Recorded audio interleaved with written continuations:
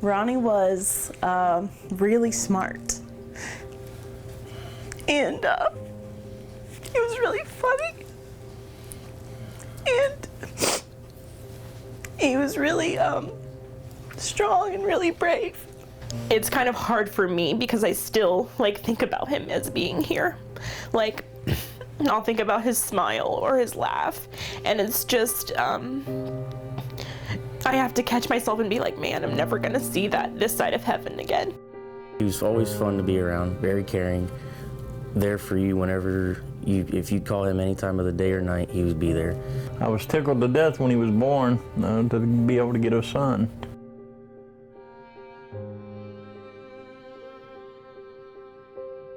He really wanted to become a patrol, and it was just something that he seemed like that was his calling at the time. It just seemed like that's what he enjoyed.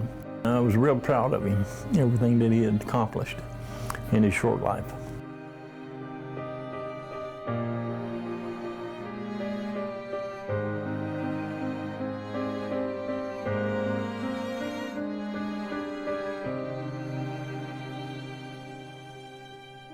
And I sat down in the recliner and was sitting there, and I heard a gunshot.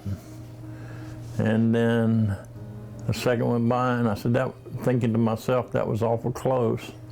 So I got up and went out the front door. The garage door's open because he's out there working on the car. The doors are open on the car, and I hollered his name, and the car's running, the trunk's open. And I thought, well, maybe he's on the other side. So as I walked around the car and got to the middle of the car hollering for him, then I found him laying on the concrete with a head wound. Anytime I go to bed, a lot of times at night, that's the last image before I fall asleep, it's running through my head because I went out there and found him on the concrete. And that's the last image I had of him on the concrete with a big circle of blood. I was actually working that night. I was on duty on patrol, and I seen the call come out at his address. So I seen what type of call it was, and my heart just sank. I'm like, okay, well maybe, they put the call in wrong or something like that. So I pull off the side of the road and look, and then I start reading through the call and then I seen his name, and my heart stopped.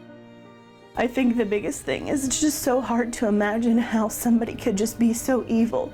This wasn't a nameless, faceless being that they did this to. This was our brother, my parents' only son, my daughter's own uncle, who she loved dearly, this baby girl's father. He was a person. He was a real living person who was so loved. No answer will ever be good enough for me as to why you thought my brother wasn't worthy enough to live anymore. But I want to know your reason behind it. I want to know this person's reason behind why he decided my brother wasn't good enough anymore. At least if we know, then at least we can start to try and move on. But right now we're kind of in this holding pattern where we can't really move on because we don't know. We don't know who, we don't know why, we don't know. And that is the part that just keeps you awake at night.